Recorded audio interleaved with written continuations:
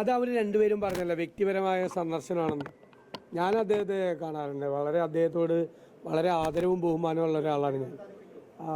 വളരെ നല്ല ബന്ധമാണ് ഞങ്ങൾക്ക് എല്ലാവർക്കും അദ്ദേഹമായിട്ട് ഉണ്ടായിരുന്നത്.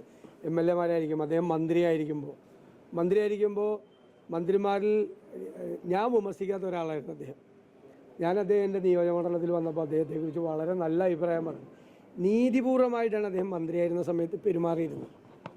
PWD മന്ത്രിയായിരുന്ന സമയത്ത് പ്രതിപക്ഷത്തിരുന്ന ഞങ്ങൾക്ക് എല്ലാവർക്കും ഒരേപോലെയാണ് അദ്ദേഹം നല്ലത്.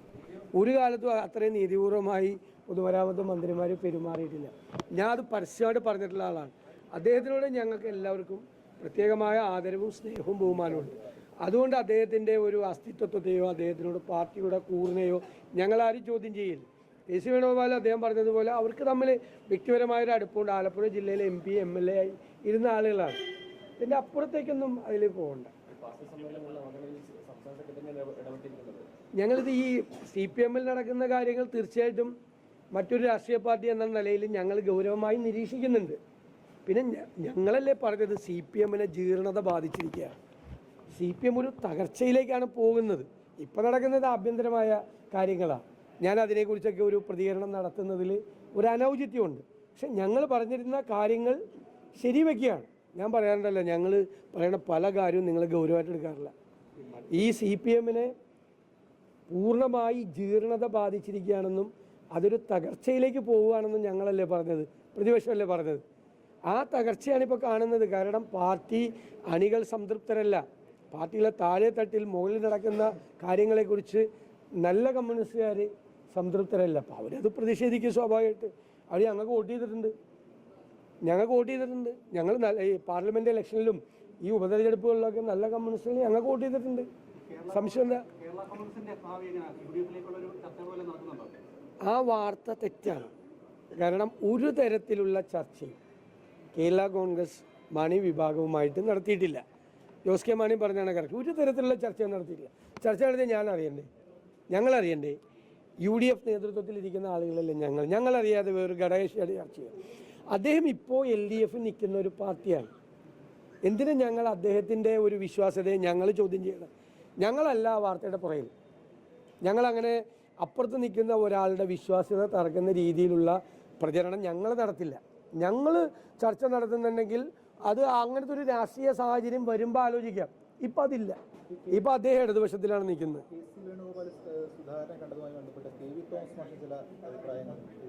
ഓരോരുത്തർക്കും ഓരോ അഭിപ്രായമില്ലെന്ന് ഞാൻ അതിനെല്ലാത്തിനും മറുപടി പറയണമെന്നില്ല.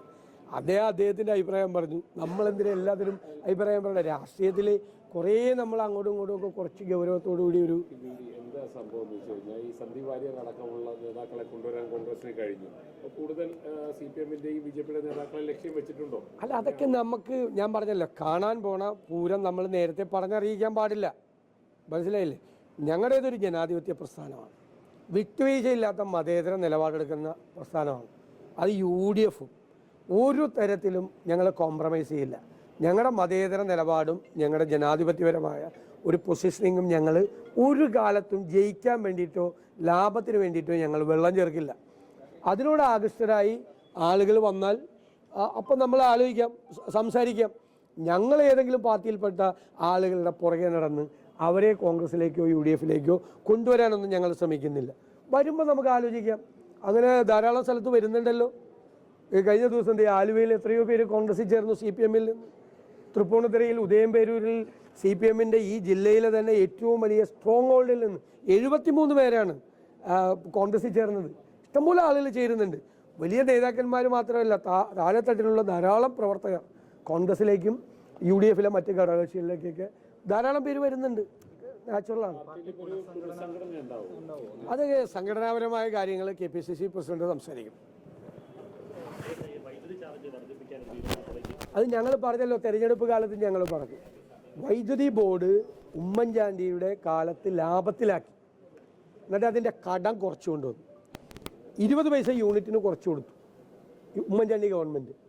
ഞങ്ങൾ അധികാരത്തിൽ നിന്ന് 2016 ഇറങ്ങുമ്പോൾ വൈദ്യുതി ബോർഡിൻ്റെ കടം 1083 കോടി രൂപയായിരുന്നു ആകെ. അതുവരെയുള്ള വർഷങ്ങൾ ഞങ്ങളുണ്ടാക്കിയ കടമല്ല, ഞങ്ങൾ കുറയ്ക്കുക ചെയ്ത്. ഇപ്പോഴത്തെ കടം എത്രയാണ്? 45,000 കോടി രൂപയാണ്. കെടുകാര്യസ്ഥതയാണ് വൈദ്യുതി ബോർഡിൽ നടക്കുന്നത്. അതിൻ്റെ തിക്തഫലം അനുഭവിക്കേണ്ടത് സാധാരണക്കാരാണ്. 2 പ്രാവശ്യം ഇപ്പോൾ വൈദ്യുതി ചാർജ് കൂട്ടി ഇല്ലേ? ഇപ്പോൾ 3ാമത് കൂട്ടാൻ വേണ്ടിയിട്ട് ഗവൺമെൻറ് അത് ശുപാർശ ചെയ്തിരിക്കുകയാണ്. അതൊരു ശരിയായ നടപടിയല്ല. സർക്കാരിൻ്റെ കയ്യിൽ പണമില്ല, എന്നിട്ട് 2 കൊല്ലം മുമ്പ് CA ചൂണ്ടിക്കാണിച്ചതാണ് അനർഹരായ ആളുകൾ സാമൂഹ്യ സുരക്ഷാ പെൻഷൻ മേടിക്കും. എവിടെയായിരുന്നു സർക്കാർ? അനർഹരായ ആളുകൾ ആരാണെന്ന് കണ്ടെത്താൻ സർക്കാരിന് എളുപ്പമാണ്. ശമ്പളം പറ്റുന്ന ജീവനക്കാർ സുരക്ഷാ പെൻഷൻ മേടിക്കുന്നുണ്ടോ? അവരുടെ സോഫ്റ്റ്വെയർ ഉണ്ട്, സ്പാർക്കിൻ്റെ.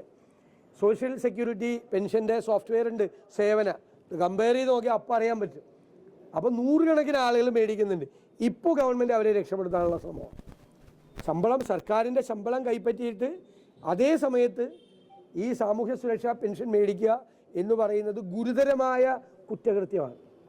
ആ കുറ്റകൃത്യം നടത്തിയ ആളുകളെ സംരക്ഷിക്കാനാണ് ഗവൺമെൻറ് ശ്രമിക്കുന്നത്. അതേ അവസരത്തിൽ എയ്ഡഡ് സ്കൂളിൽ 3 വർഷം മുമ്പ് അപ്പോയിൻമെൻറ്റ് കിട്ടിയ അധ്യാപകരുടെ സ്ഥിര നിയമനം കിട്ടിയ ആളുകളുടേത് റദ്ദ് ചെയ്ത് ഡെയിലി വേജസ് ആക്കാൻ വേണ്ടിയുള്ള തീരുമാനം. എന്ത് തലതിരിഞ്ഞ തീരുമാനങ്ങളാണ് ഈ ഗവൺമെൻറ് എടുക്കുന്നത്? ഏതെങ്കിലും കാലത്ത് കേട്ടിട്ടുണ്ടോ? 3 കൊല്ലം മുമ്പ് സ്ഥിരപ്പെടുത്തിയ, കഴിഞ്ഞ 3 കൊല്ലമായി എയ്ഡഡ് സ്കൂളിൽ വേക്കൻസി വന്ന്, റിട്ടയർമെൻറ്റ് വേക്കൻസി വന്ന് സ്ഥിരപ്പെടുത്തിയ ആളുകളെ 3 കൊല്ലം കഴിഞ്ഞപ്പോൾ സ്ഥിരം ജോലി കിട്ടിക്കഴിഞ്ഞിട്ട് അവരെ ഇപ്പോൾ ഡെയിലി വേജസ് ആക്കി മാറ്റുകയാണ്. ഈ ഗവൺമെൻറ് അല്ലാതെ ഇത്രയും തലതിരിഞ്ഞ തീരുമാനം വേറെ ആരാ എടുക്കുന്നത്? ഉറപ്പായിട്ടും സാമൂഹ്യ സുരക്ഷാ പെൻഷനുമായി ബന്ധപ്പെട്ട് തട്ടിപ്പ് കാണിച്ച മുഴുവൻ പേരുടെയും പേര് പുറത്തു വിടണം. ഞാൻ മുഖ്യമന്ത്രിക്ക് കത്ത് എഴുതിയിട്ടുണ്ട്. അവർക്കെതിരായിട്ട് ശക്തമായ നടപടി സ്വീകരിക്കണം. എന്തേ സർക്കാർ മടിക്കുന്നു എന്നാണ് സംശയം ഉണ്ടാക്കുന്നത്.